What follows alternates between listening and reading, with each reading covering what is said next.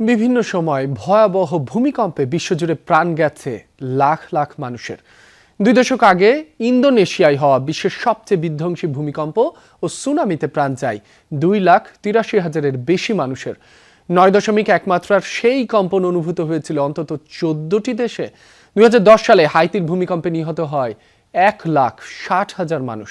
ভূতাত্ত্বিক গঠনের কারণেই দক্ষিণ পূর্ব এশিয়ার দেশগুলো ভূমিকম্পের ঝুঁকিতে রয়েছে। 2004 সালের 26 ডিসেম্বর রীতিমতো তাণ্ডব নেমে এসেছিল ইন্দোনেশিয়ার সুমাত্রা আন্দামান দ্বীপপুঞ্জে। 19 মিনিট স্থায়ী 9.1 মাত্রার কম্পনে কেঁপে ওঠে ইন্দোনেশিয়া সহ আরও 14টি দেশ।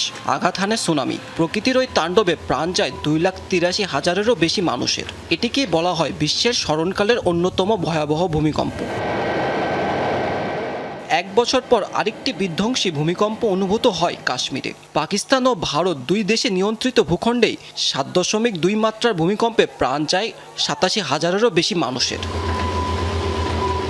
2008 সালে সিচুয়ান প্রদেশে অনুভূত হওয়া ভূমিকম্পের মাত্রা ছিল 7.9। আনুমানিক 87,000 মানুষের প্রাণ নিয়েছিল সেই কম্পন।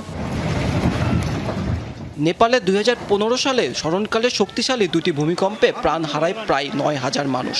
ব্যাপক ক্ষতিগ্রস্ত হয়েছিল দেশটির 40% এলাকা। ভূমিকম্পের প্রভাবে বরফ ও ভূমিধস হয়েছিল এভারেস্টে। ইতিহাস বলে বরাবরই অন্যান্য অঞ্চলের চেয়ে ভূমিকম্পে সবচেয়ে বেশি ক্ষতিগ্রস্ত দক্ষিণ পূর্ব এশিয়ার দেশগুলো। Sunda megathrust, Sumatra fault zone, সাংহাই ফল্ট এবং প্রধান হিমালয় থ্রাস্টের মতো ভূমিকম্প প্রবণ ফল্টের অবস্থান এই অঞ্চলে। বিভিন্ন সময় ভূমিকম্প তছনছ করেছে বিশ্বের অন্যান্য মহাদেশের অনেক দেশেও। 2010 সালে আরেকটি বিধ্বংসী ভূমিকম্পে তছনছ হয় ক্যারিবিয়ার দেশ হাইতি। 1,60,000 মানুষ জীবন হারিয়েছিল সেই দুর্যোগে। বহু বাড়িঘর পরিণত হয়েছিল ধ্বংসস্তূপে। বাস্তুচ্যুত হয়েছিল লাখ লাখ বাসিন্দা।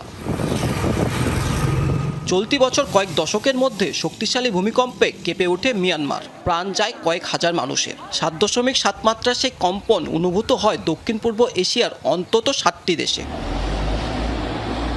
2 বছর আগে স্মরণকালের অন্যতম ভয়াবহ দুর্যোগের সাক্ষী হয়েছিল তুরস্ক সিরিয়া। 7.8 মাত্রার সেই ভূমিকম্পে তুরস্কেই 50,000-এরও বেশি মানুষের মরদেহ উদ্ধার হয়েছিল। সিরিয়ায় মেলে আরও 6,000 নিঃসন্দেহ।